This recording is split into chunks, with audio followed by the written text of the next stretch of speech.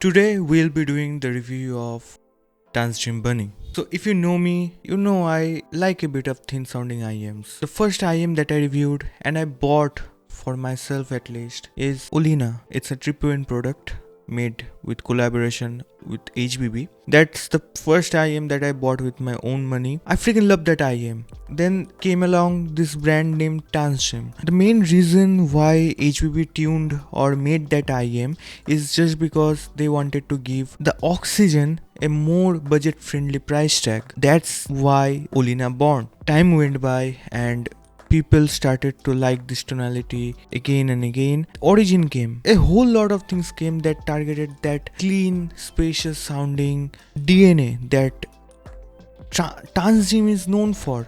While reviewing this IEM, I didn't thought that okay, Tanchjim is making an IEM. It might be lush. It might be something that is thick. This thing holds the Tanchjim DNA. And I'm so glad that it does. First of all, if we talk about the fit and all, this is the IEM. It is extremely small looking. This is like nothing. It's like a teardrop. This IEM fits perfectly in my ear canals or ear cavities. The cable is like a budget cable. There is no ornamentation in the cable. Is just a pure cable. It does comes with a mic, which is necessary for gaming, I guess. People who are really into IEMs nowadays, in the budget segment at least, are looking for an IEM that is capable for gaming. So it's a nice touch if you ask me. Of course, I have to tell you one more thing. This comes with two setup tips, and both setup tips are like, one is wideboard and another one is these two setup tips it comes with. One is wide and one is narrow. They did put some thought into this IEM. It's not like they released an IEM just like that to cater the budget buyers. So if you are following my channel, you know that I review a lot of expensive gears that even I can't afford. Like, I can't have access to a lot more budget stuff, but I can have access to a lot more expensive stuff. That's why I do it. I don't get any monetary benefit or anything like that, but it's a thing that I like.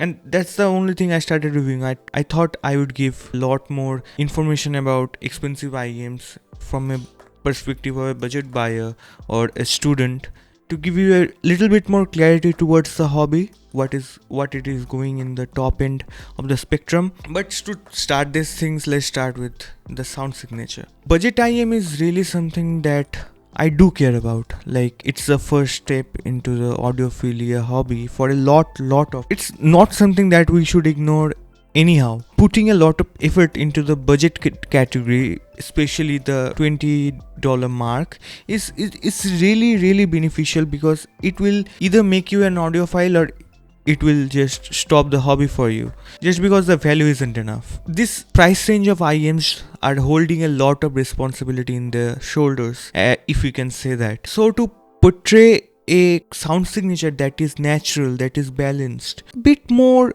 sensible for something like Tanchjim to hold, because they are known for that spacious natural tuning.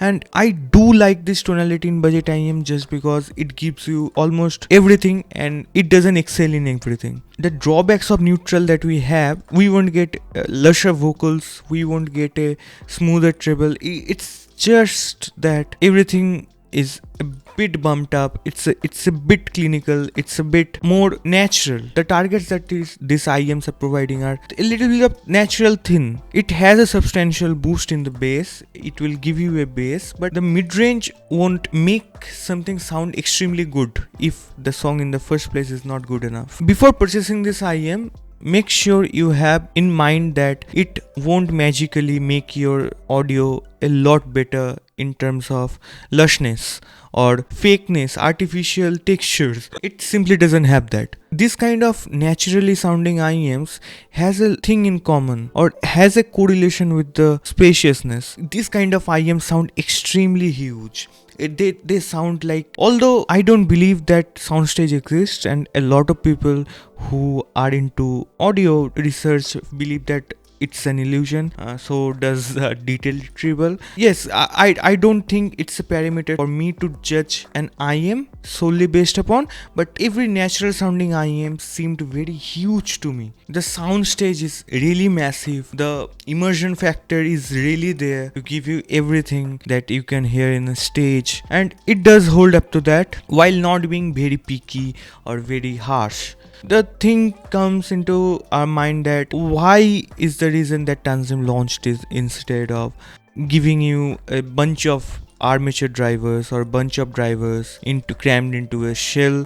You really can't compare it with KZ IEMs and all. Like, KZs are unnatural, they extremely pretentious in the whole frequency spectrum. I didn't like any KZ. I don't think that it competes with KZ just because it is way better, it is way more natural and all. So if you are looking for any KZ comparisons, please leave this video. I'm not going to compare it with any KZ IEMs. So to discuss the tonality of this IEM prioritizes the mid bass over the sub bass, which we can find a lot in this day and age, just because to make the mids sound neutral and safe, IEM's company do make the sub bass a bit more amplified rather than the mid bass. But yeah, this is one of those examples where the mid bass is a bit amplified than the sub bass, which doesn't bleeds into the mids. Of course, they had to make it sure because it's Tanchjim and they are committed to the whole cleanliness thing. The mids are very natural and neutral.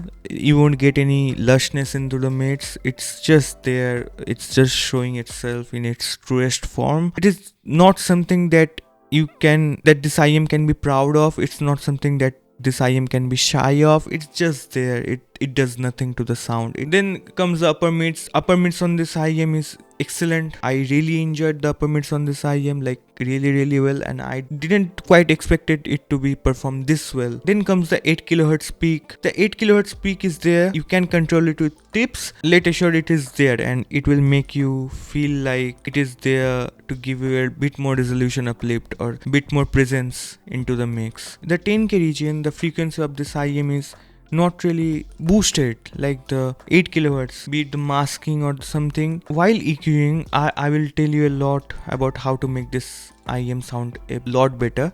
It has a dip, 10 kHz dip, and although you can't feel it in your ears, but when you try to EQ it, the dip seems pretty substantial. Because of my HRTF2, I have a dip at in my HRTF, so anything that is scooped out, I feel that in the treble region. As I said, the things that Tanchjim are known for, like the spaciousness, the staging, the detailed treble, it is all there with full glory. You won't miss even a single bit of it. Then comes a few things that I really like to mention about this IEM that really impressed me. Like the dynamic driver that is being used in this IEM is also used in their bit more expensive IEM for you. The DMT4 technology is used there also, so it's good that they are giving you a free ticket of the technology in much budget IEMs. Correct a few things. I decided to EQ the Tanchjim Bunny. I will upload the EQ to my drive and I will share it with you. After EQing,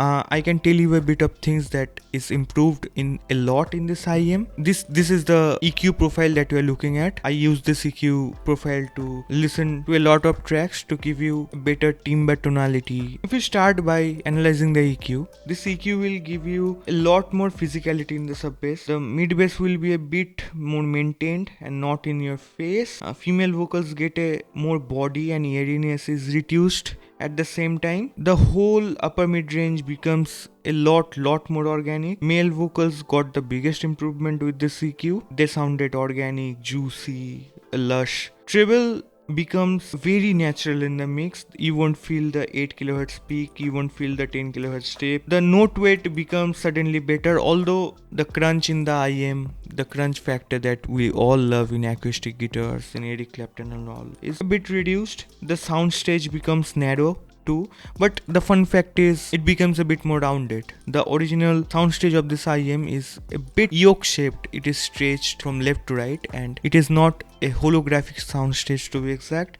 This my EQ makes it a lot more rounded to my ears. The dynamics becomes a bit slow too with my EQ, mature tone and tonality. The timbre obviously becomes a lot more organic. Of course, I can recommend you my EQ to tune this IEM, but even if you don't EQ this IEM, this is the Tanchjim DNA that you can get at a lot less price, which was not possible. I had to spend $100, not $100. I had to pay $150 in India to get the Olina. Then I was happy with the tonality, and you can get it just 20 rupees. It's just amazing how things are sounding. I do have 7S02, although I do prefer that IEM without EQ with male vocals and all, but overall I would pick this one up my preference towards natural thin sounding IEM. It comes with a DSP version 2. As I said, it follows a Harman like structure. I didn't receive the DSP, so I can't compare with any DSP IEMs. By looking at the graph, it seems pretty good, but you know, I don't believe in graphs too much unless I hear them for myself. So yeah, that's it.